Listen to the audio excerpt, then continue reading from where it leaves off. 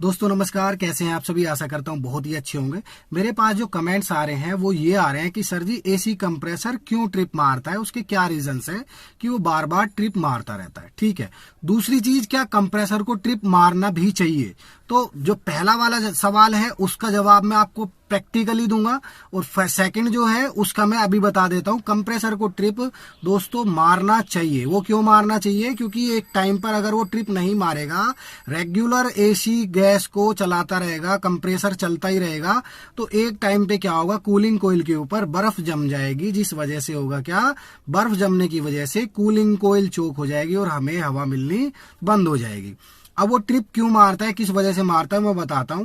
Trip मारना बहुत ही जरूरी है। वो कौन कौन मेन सबसे ज्यादा रीजन किसका है जो उसको ट्रिपिंग कराता रहता है एक टाइम पे जाके? जो कूलिंग कोयल के ऊपर थर्मिस्टर सेंसर लगा रहता है, या थर्मोस्टेट भी बोल सकते हैं, बहुत सारे लोग थर्मिस्टर ही बोलते हैं, तो या थर्मो कंट्रोल एम्प भी बोल सकते हैं।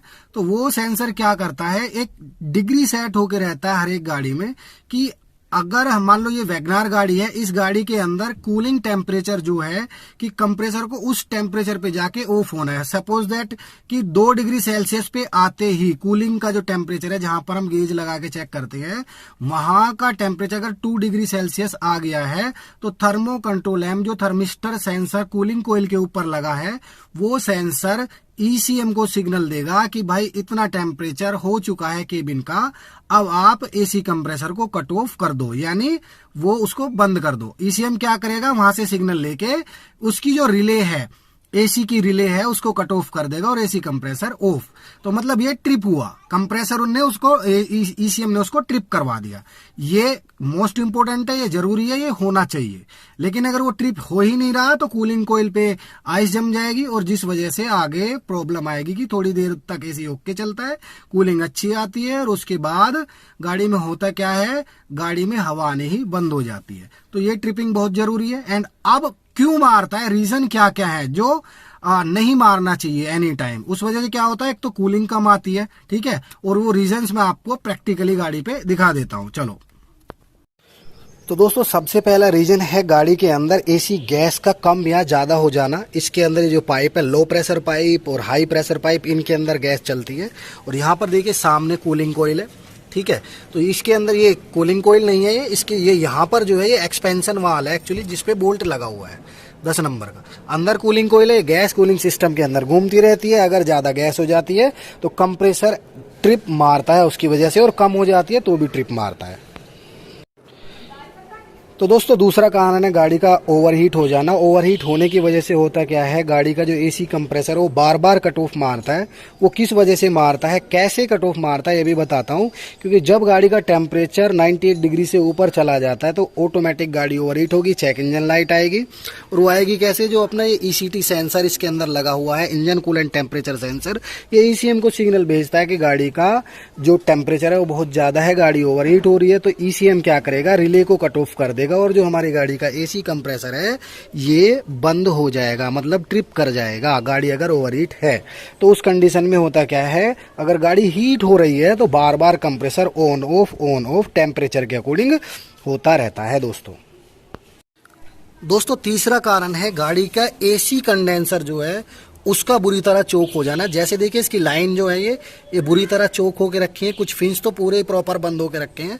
अब ये अगर कंडेंसर, एसी कंडेंसर पूरा ही इसी तरीके से ब्लॉक हो जाए तो उस कंडीशन में होता क्या है, जो इसके अंदर जो गैस है, गैस आने वाली है हाई कंप्रेसर से, मतलब हाई प्रेशर पाइप से और लो प्रेशर पाइप से जाती है ठंडी होके, उस एयर को, गैस को ये ठंडी नहीं कर पाता, क्योंकि एयर आर पार इसके बीच में से हो नहीं पाती है। तो इस वजह से भी कंप्रेसर जो है बार बार ट्रिप मारता है फ्रेंड्स, क्योंकि उसको एयर को, जो गैस है उसको ठंडी कर ही नहीं पाता। गैस इसके अंदर से हाई टेम्परेचर और हाई प्रेशर पे आती है और ऐसे ही निकल जाती है बिना ठंडी हुए, और कंप्रेसर तक जैसे पहुंचती है तो कंप्रेसर उस गर्म एयर को देखकर, मतलब उसको लेने के बाद बार बार ट्रिप करता रहता है। चौथा कारण है दोस्तों एसी कंप्रेसर ही। एसी कंप्रेसर क्यों है मैं वो बता देता हूँ। चौथा कारण इसलिए, एसी कंप्रेसर के अंदर चलता है peg oil, poly alkaline gas oil, मतलब जो कंप्रेसर ऑयल बोला जाता है सीधे स्वभाव में जिसको। अगर वो कम मात्रा में हो तो भी कंप्रेसर ट्रिप मारेगा, और ज्यादा मात्रा में हो तो भी कंप्रेसर ट्रिप मारेगा फ्रेंड्स, ठीक है। एंड तीसरी चीज, अगर वो ऑयल टाइम के अकॉर्डिंग खराब हो जाए तो भी एसी कंप्रेसर अच्छे से काम नहीं करेगा और हमें अच्छी कूलिंग अंदर नहीं मिलेगी। बार बार ट्रिपिंग की कंसर्न पैग ऑयल की वजह से भी हमें देखने को मिलती रहती है फ्रेंड्स। पांचवी और लास्ट और सबसे मेन एंड इम्पोर्टेंट चीज जो है गाड़ी का, एसी कंप्रेसर बार बार ट्रिप क्यों मारता रहता है एंड अंदर कूलिंग क्यों नहीं आती है, वो होती है एसी सिस्टम के अंदर ब्लैकनेस का आ जाना। आपने देखा होगा बहुत सी बार जब आप गाड़ी लेके जाते हैं अपने एसी वाले के पास कि गाड़ी का यार कंप्रेसर बार बार ट्रिप मार रहा है, अच्छी कूलिंग नहीं आ रही है, तो एसी चेक करने वाला क्या करता है, लो प्रेशर पाइप या हाई प्रेशर पाइप को निकालता है। पहले गैस की वैक्यूमिंग करेगा, अगर गैस है गाड़ी के अंदर, निकालने के बाद चेक करेगा कुछ ब्लैकनेस सिस्टम के अंदर आके रखी हुई है। वो ब्लैकनेस होती कहाँ से है, वो कंप्रेसर के अंदर जो पिस्टन वगैरह पर्टिकुलर पार्ट्स वगैरह रहते हैं वो कट जाते हैं।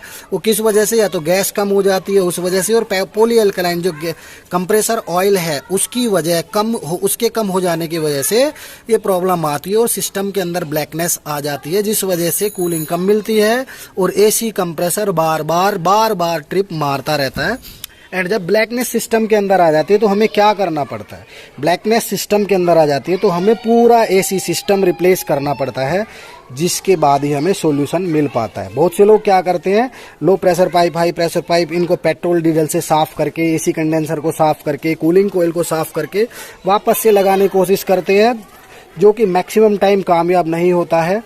एंड उस वजह से होता क्या है, प्रॉब्लम बढ़ती चली जाती है, गाड़ी में खर्चा बढ़ता चला जाता है। तो दोस्तों ये 5 रीजंस हैं जो मेन और मोस्ट इंपोर्टेंट हैं, जिनकी वजह से गाड़ी का जो एसी कंप्रेसर है बार बार ट्रिप करता रहता है। दोस्तों अगर ये रीजंस आपको जेन्युइन लगे हो, अच्छे लगे हो, तो वीडियो को लाइक करें, सब्सक्राइब करें चैनल को। Thank you so much. जय हिंद जय भारत। ऐसे ऐसे टॉपिक्स आपको आगे भी मिलते रहेंगे तो बेल आइकन जरूर दबाएं। Thank you so much. जय हिंद जय भारत।